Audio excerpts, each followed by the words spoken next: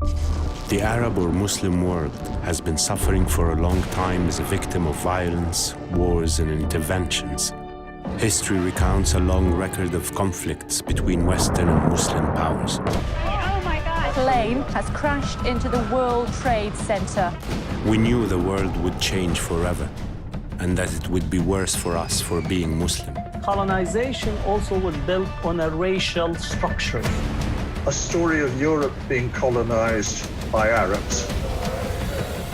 We all can be easily deceived. The truth competes with the dollar.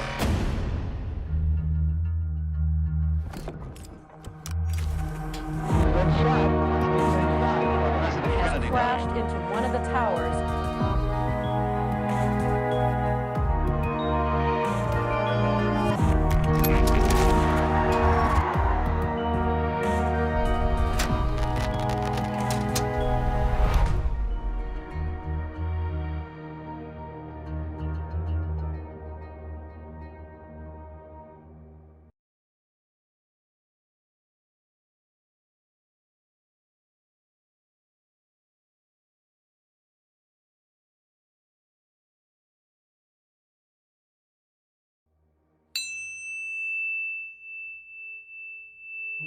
Most of us operate on half-truths about the world.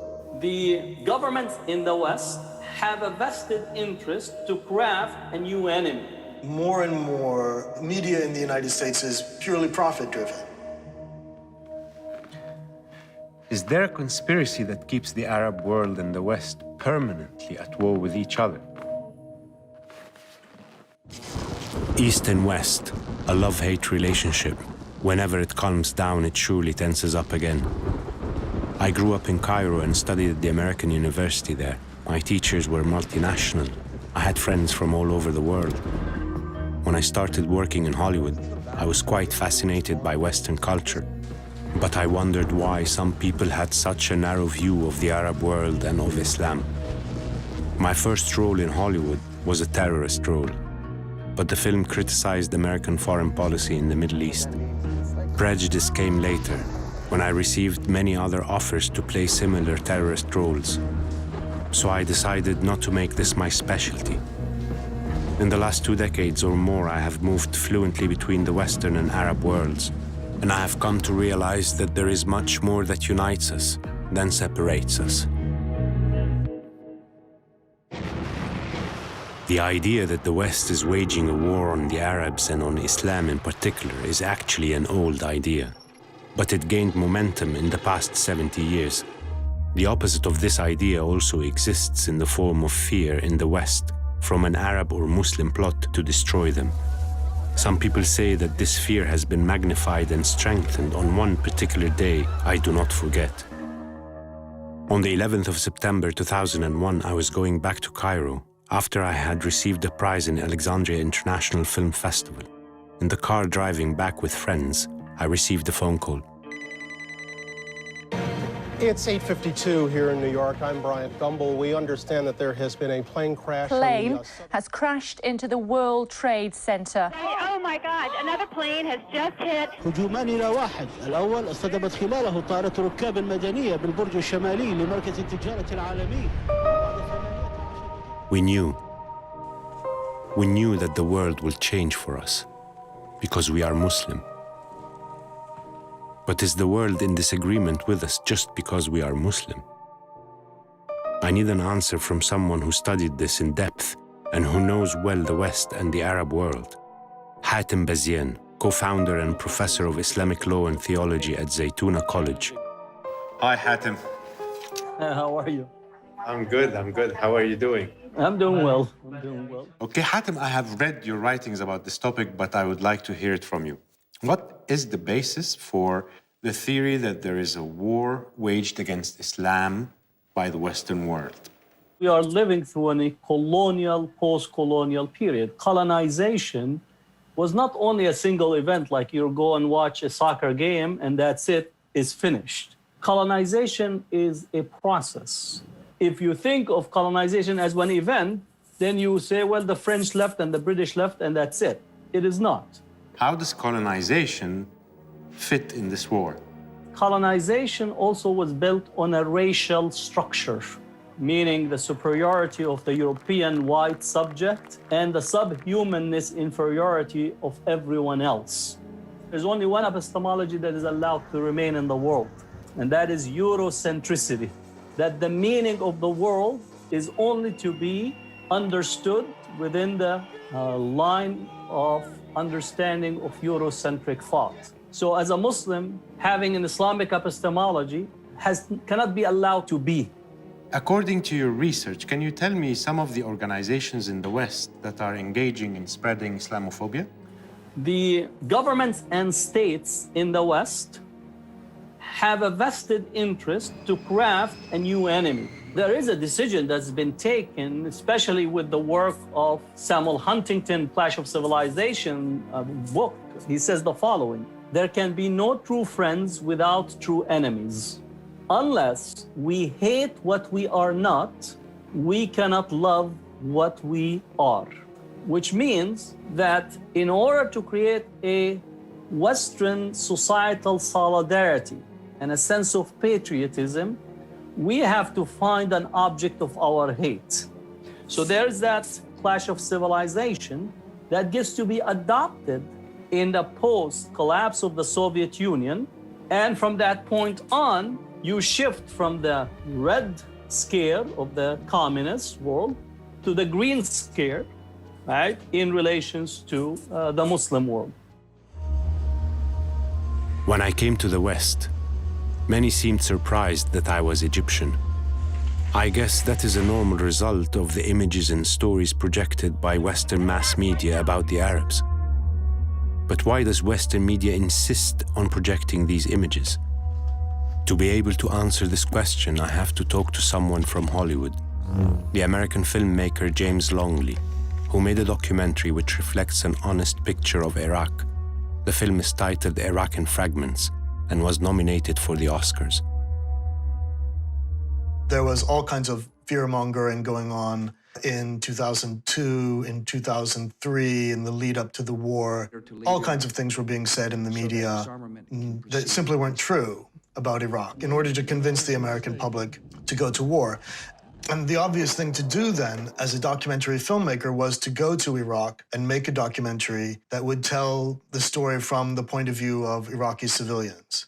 As a person who has lived in the West and visited the Arab world, can you tell me about media representations of the Muslims in the West? We simply don't make a lot of stories and show a lot of stories about ordinary people in places like Iraq and Afghanistan. So it's natural that Americans, not being exposed to the realities for ordinary people in these countries, we have a big blind spot in the United States because these are conflict zones, so it's a bit frightening. And we know that if we watch a film, probably it's going to be something related to war and death and violence in the real world, and war that we are involved in somehow ourselves. So there's a bit of a guilt factor there. This is CNN Breaking News. Do you think that the media in the West represents Muslims accurately? Of course, the representation isn't accurate. Quite often negative. Quite often the association is with violence and religious extremism. More and more, media in the United States is purely profit-driven. These are all big corporations, and they have a responsibility to their shareholders to try to make as much money as possible. I think you wind up with a situation where the truth competes with the dollar, in essence. What do you think of what Michael Moore did? Publish a photo of himself holding a sign saying, "We are all Muslim." At that moment when there's a Muslim ban going on from the Trump administration and things are looking very dire, I think Michael Moore really did the right thing and the courageous thing by holding up the sign. And it's really just solidarity. He's saying, you know, you can't divide us like that. We're Americans and we believe in something, which is that the United States is a country for all of its citizens. And I would say it's still true that most Americans do believe in this idealized version of the United States. Well over 18,000 refugees. We have to always ask ourselves, Do we have all the information we need? Is it really what it seems? You can always be deceived. I mean, there are powerful groups in the West that are working to spread Islamophobia and racism, but there are other groups that are working against it, trying to spread equality. Sometimes we could both have the same information, and the information would be accurate, but we could each deduce something different from it. This is why vulnerable people and disempowered people are more likely to believe what explains their sufferings. We all can be easily deceived.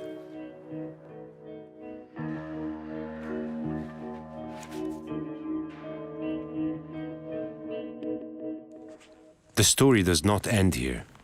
There's another theory I read about in an article called Eurabia, which claims that Europe is being invaded by Muslims.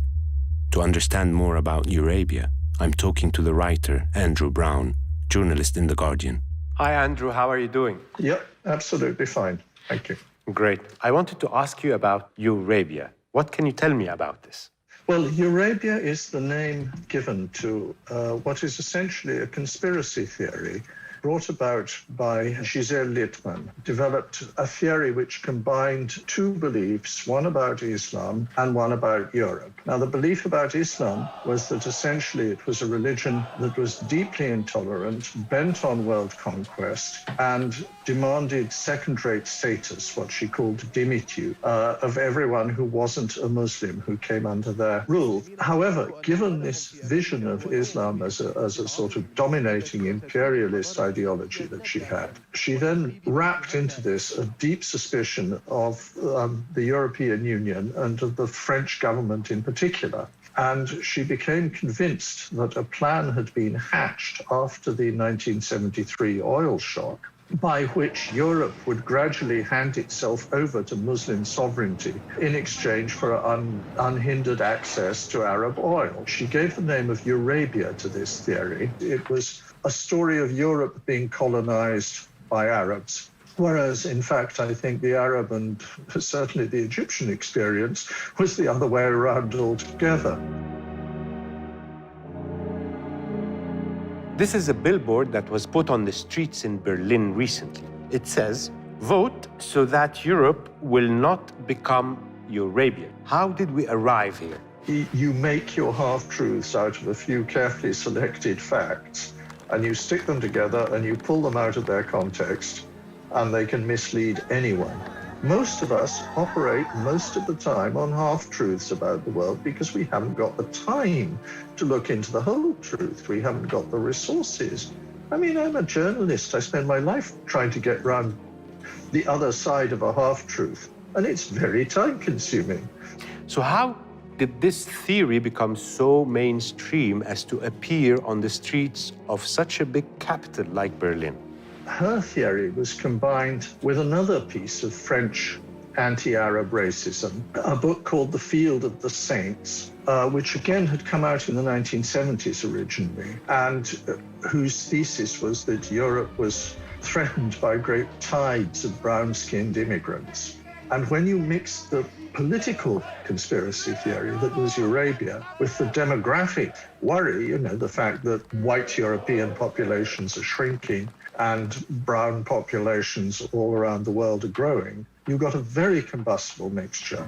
It is called Eurabia, and one would think this theory should be confined to Europe. But how did this theory export to the United States?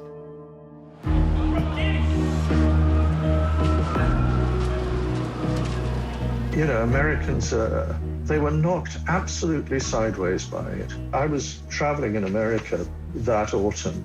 The television news was just absolutely crazy.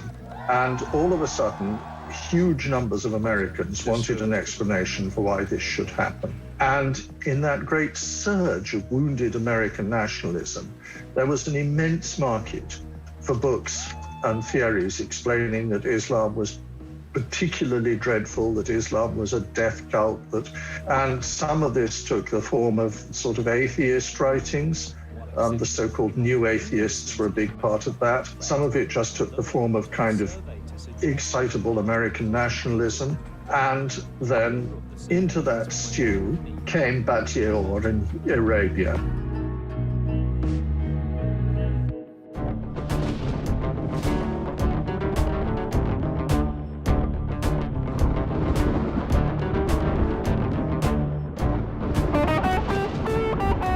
I've been thinking about what Michael Moore said. We are all Muslim. He probably meant that there is more that unites us as humans than separates us. And maybe the day will come when we stop fighting between us, when we stop disagreeing on the answers and learn to open our mind and heart to the questions.